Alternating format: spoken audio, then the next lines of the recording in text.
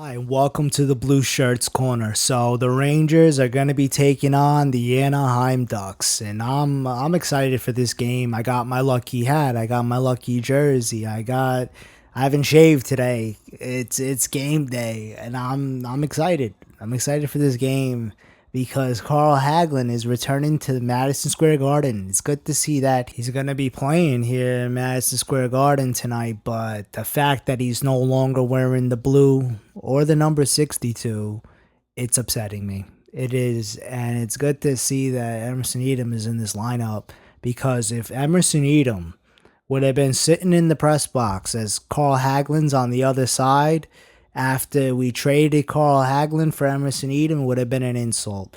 It's killing me that Victor Stahlberg is not in the lineup as he's a healthy scratch again, and it kind of sucks because this guy was brought in to replace Carl Hagelin. This is just an insult to Victor Stahlberg. I mean, the guy's a veteran presence. The guy could forecheck. He's got speed. He finishes his checks. He finds ways to score goals. He's won a Stanley Cup with the Chicago Blackhawks. He knows what it takes to win. And we have this guy as a healthy scratch versus the Washington Capitals. And I'm not to say that he would have been the savior, but it would have made a big I'm sure we wouldn't have let that game slip away the way it did after that first period. We're leading 3-1 versus the Capitals, and then 6 consecutive goals on Washington's end, and we got smoked. That game became a disaster real quick, and I'm just glad to see that we're back at it again tonight, and we have a chance to bounce back. Let's break down this lineup though. So Chris Kreider on the first line with Derek Brassard, and Matt Zuccarello's on the right wing. You know what? The first line, I like that line right there. It's good to see that Chris Kreider's getting a bigger role now with this squad, as Chris Kreider has been a little bit deceiving in my opinion, as Vigneault has called this guy out, said he was going to be taking the next step this year. He was going to be, I was expecting Chris Kreider to be in beast mode, and he just didn't get off on the right foot to start the season.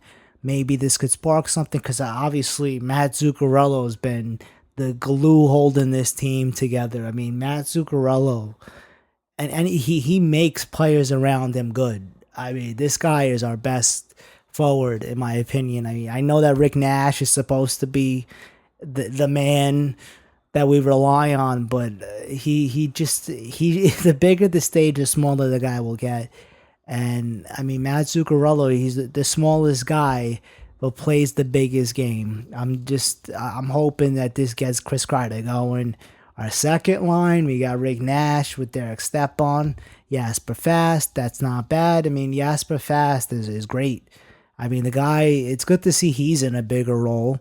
I mean, I would have loved to see JT Miller, taking a bigger step here, as he's on the third line with Kevin Hayes, which there's been chemistry, and Oscar Lindberg. I was just looking forward to seeing Victor Stahlberg on left wing for that third line with Kevin Hayes and JT Miller. I felt like that could have been something really good. Tanner Glass, Dominic Moore, Emerson Edom for a fourth line. That's not bad. The defense now, Mark Stahl is on the top pairing of Ryan McDonough, as Ryan McDonough has remained on the right side, where we've seen him in the Olympics play next to Ryan Suter, as he was on the right side and was very impressive in my opinion. It's good to see that he's stepped up and he's filled that role that Dan Girardi, who's been out with the knee injury, and Kevin Klein, who's been out with the strained oblique. So I'm glad to see that somebody stepped in that right side, as Keith Yandel and Dylan McIlrath have been building something. It's good to see these two guys together. Now, the third pairing is Chris Summers with Dan Boyle. I mean, Dan Boyle's been good, don't get me wrong, but Chris Summers, maybe I'm not giving this guy enough of a chance, but I mean, after seeing him versus the Washington Capitals, I mean, I'm regretting the fact that we've called this guy up, especially over guys like Matt Bodie, who's been really good for the Hartford Wolfpack. I mean, the guy has earned captaincy. I mean, he's got an A on his jersey now. I would have rather have him in the lineup over Chris Summers. I just think it's a bit of it's discouraging to see after seeing him play versus the Washington Capitals, to see him remain in this lineup, especially when you have Victor Stahlberg as a healthy scratch. I would have rather have seen one of our forwards step in on that defense and have Victor Stahlberg in the lineup. I would rather have Victor Stahlberg play with Dan Boyle over Chris Summers. I know I'm definitely throwing Chris Summers under the bus here. I mean, he's a great AHL defenseman, don't get me wrong, but I don't think he's meant for the NHL. It's good to see that Henrik Lundqvist is between the pipes, back in the lineup, especially after getting yanked out of the net after that second period. They put Marcus Hellberg in, and Hellberg just he got beat 2 goals on his first 2 shots, and it was just bad news. But it was good to see that he recovered from that and didn't let anything in after that. I mean, I felt like they put this guy in and they hung him out to dry. But it was good to see that he found his game. I mean, I like Marcus Hellberg, and I thought that this guy was going to make the lineup over Antti Ranta, who now Ranta's out with the head injury, and it kind of I'm not loving the fact that Ranta's out, but I like the fact that Marcus Hellberg is getting his shot. But I mean, something's got to give with this team. I mean, we have been struggling. This team has been killing me. Like, the defense has been falling apart in front of our eyes, as it feels like we haven't won a game in forever. I'm just really looking forward to seeing us bounce back. I mean, if we win this game tonight, we got 5 days off for the Christmas break here, and basically I'm looking at this squad to get something going tonight, and then I feel like we'll be able to work on whatever we got to work on over this break, rest up, do whatever we can. Hopefully either Kevin Klein, who's been out with the strained oblique, is back, or Dan Girardi, who's been out with the knee injury.